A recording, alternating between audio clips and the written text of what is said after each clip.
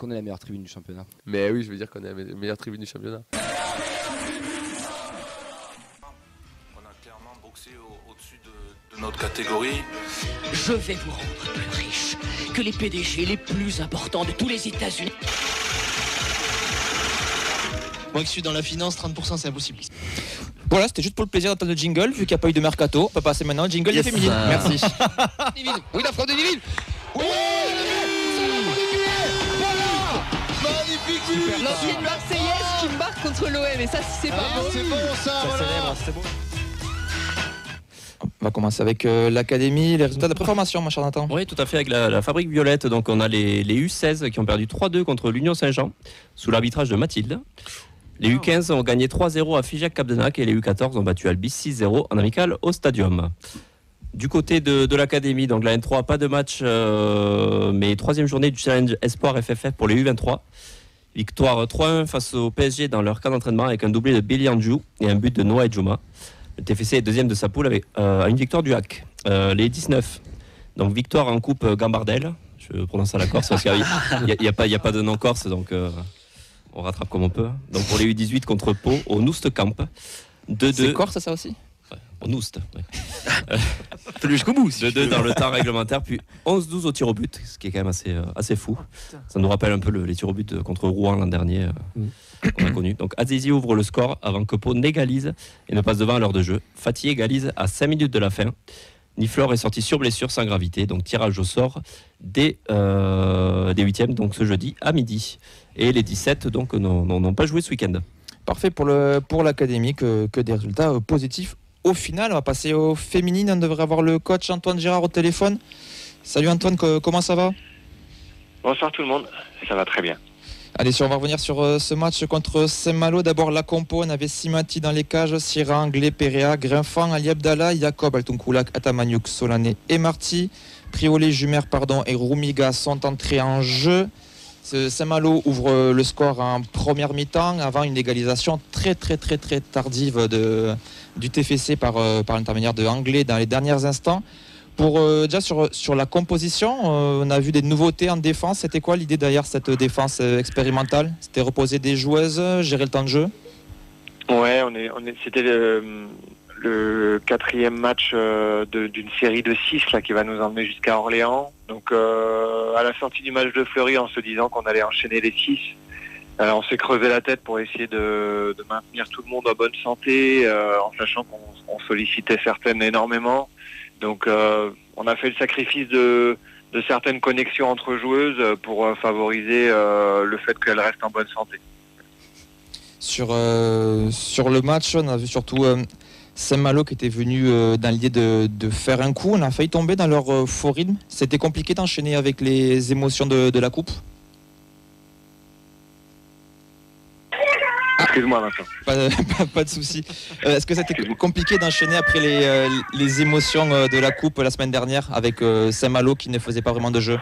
Ça l'a été, mais parce que on est confronté à quelque chose de complètement différent sur le plan du jeu. Mais c'est surtout le fait de se retrouver confronté à un bloc bas qui nous a perturbés, parce que Fleury était venu nous chercher, c'était un peu plus simple à gérer. C'était quoi justement le discours à la mi-temps pour sortir de ce piège? On a essayé de faire varier certaines choses parce qu'on était un petit peu trop prévisible et attendu, je dirais, sur notre plan de jeu de la première mi-temps, enfin en tout cas la manière dont on l'a animé. Et en deuxième mi-temps, ça nous a fait du bien de varier un peu plus. On va revenir sur le carton rouge de Marie Simati, ou c'est sur le but qu'on encaisse en première mi-temps. Nous, de ce qu'on voit, parce qu'on était présents en tribune avec Camille, il y avait aussi Mathilde, Mehdi, entre autres, on avait l'impression qu'il y avait un manque de communication entre la défense et la gardienne. Comment tu l'expliques à tête reposée? On est encore sur ces connexions un peu manquantes, je pense aussi entre les joueuses, qui apprennent à se connaître pour certaines. Là, on a Marine qui jouait son premier match avec nous. Et excusez-moi, c'est ma fille qui pleure à côté, je veux pas que ça vous dérange. Hein. Non, c'est la préformation qui est là. Donc je pense effectivement qu'il fallait construire ces repères ensemble et ce match-là malheureusement a servi un peu de test, mais ça va rentrer dans l'ordre assez vite. Le scénario du match, l'égalisation de la dernière minute, surtout beaucoup. Enfin, il y a eu un poteau de barre, si je dis pas de bêtises, sur le match. Il y avait quand même l'impression qu'il n'y avait rien qui était en faveur du TFC sur ce match-là. En fait, ouais, je pense que ce qui est complexe, en fait, c'est que il y a des décisions qui sont dures à digérer en première mi-temps. Notamment, voilà, pour moi un penalty assez flagrant pour nous en milieu de première mi-temps qui aurait pu débloquer les choses et derrière en fait ça plus le manque de réussite, de toucher les montants, etc., ça peut générer énormément de frustration et vraiment la satisfaction c'est que dans l'état d'esprit, la manière d'aborder la deuxième mi-temps, les filles ont été hyper déterminées et franchement je trouve que c'est tout à fait mérité qu'elles arrivent à égaliser à la fin. Dans les faits de jeu du match, on a vu aussi Nivin Ali Abdallah sorti sur blessure. On l'a vu boitiller en fin de match. Est-ce qu'il y a des nouvelles? Voilà, un problème au genou. On attend d'avoir des examens. Pour l'instant, on n'est absolument pas en capacité de se prononcer. Voilà, c'est bizarre parce que c'est plutôt sur de la ligne droite, sur une course. Donc bon, le genou, c'est toujours un peu particulier chez les filles et voilà, je veux pas, on n'est pas forcément hyper négatif dans notre ressenti, mais tant qu'il n'y a pas d'avis médical, on va pas se prononcer. Tant qu'il n'y a pas eu d'examen en tout cas. On lui souhaite bien sûr que ça aille mieux très vite. Sur la performance au final, on a vu il y a la défaite de Marseille, le nul du Mans. On est actuellement seul 3e. Au final, c'est un bon point de prix ou il y a quand même toujours ces regrets-là de ne pas avoir pu gagner ce match?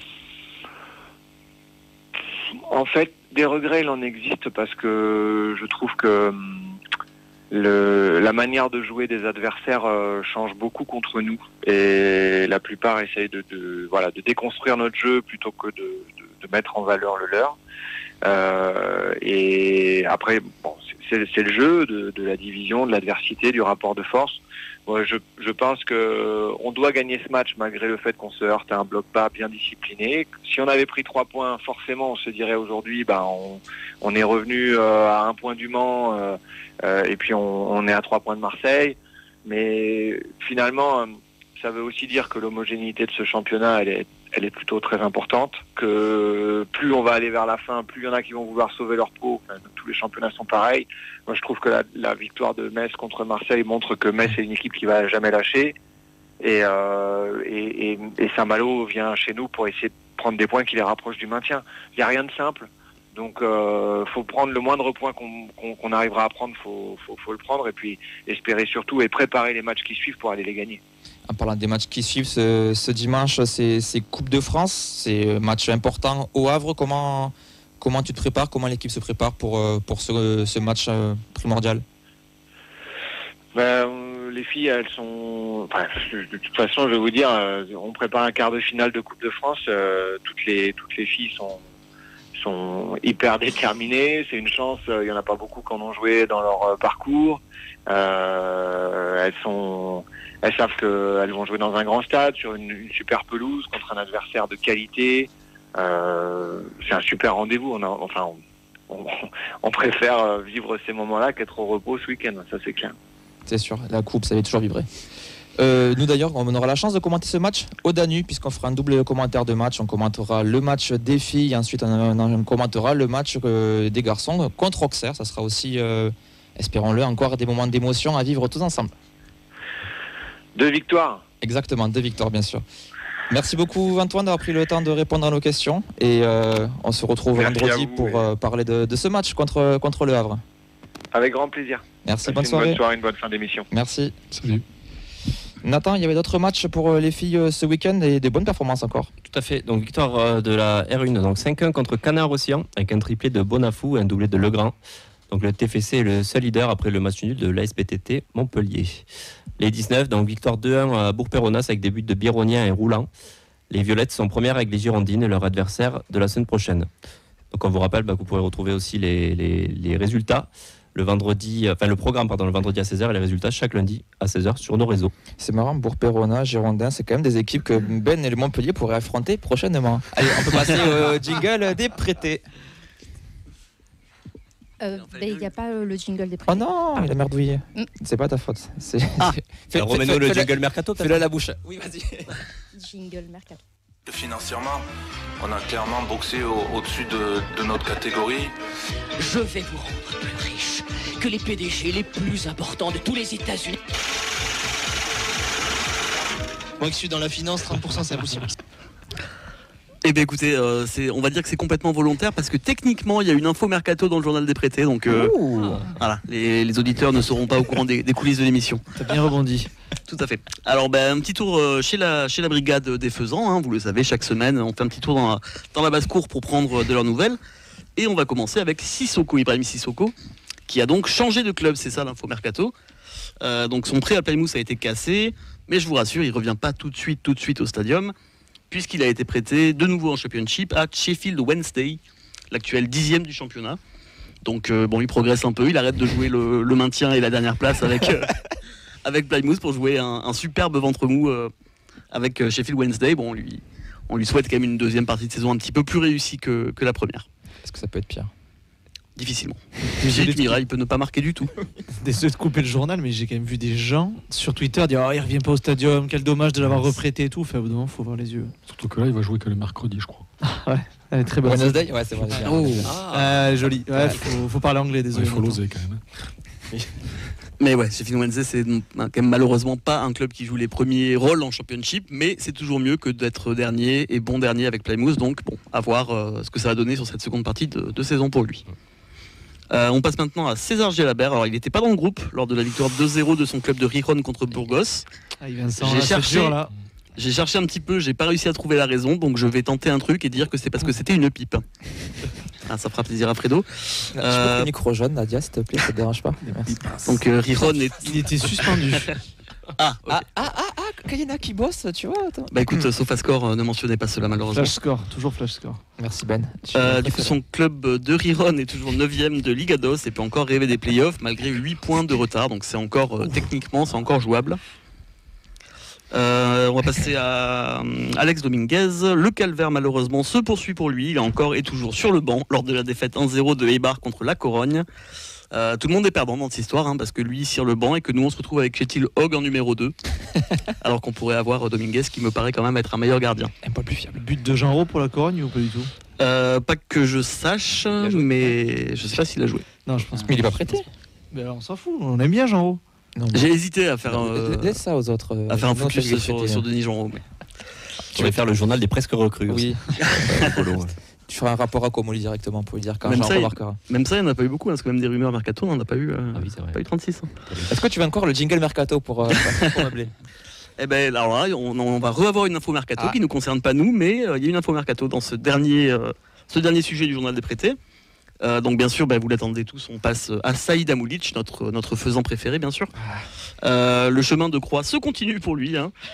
Il a été malheureusement impuissant lors de son entrée en jeu, lors de la claque reçue 4-1 contre Lodz. Mais on me souffle dans l'oreillette que l'horizon se dégage peut-être un petit peu. Alors peut-être La Britannique est en train de craquer, Patrick. En effet, son concurrent direct, Imad Rondic, qui ne lui laissait que des miettes, a été vendu au FC Cologne et ne hante désormais plus les nuits de Saïd Amoulic, heureusement. Le faisant, va-t-il se changer en phénix? Va-t-on assister à une renaissance peut-être? Va-t-on assister à une fin de saison en boulet de canon de Saïd avant un retour en légende au TFC l'été prochain? Écoutez, ici on y croit fort et on espère. 2024 Ballon d'Or, France Football. Inch'Allah, Saïd Amoulic. Ah là, magnifique. Rien à rajouter. Écoute, il est là, tête de grand attaquant. Est-ce qu'on peut casser un prix en plein milieu de la saison pour le faire revenir? Bien sûr que oui. Mais voilà. Écoute, on peut. Est-ce que c'est une bonne idée après? Je sais pas. Pour le divertissement, c'est une excellente idée. C'est vrai.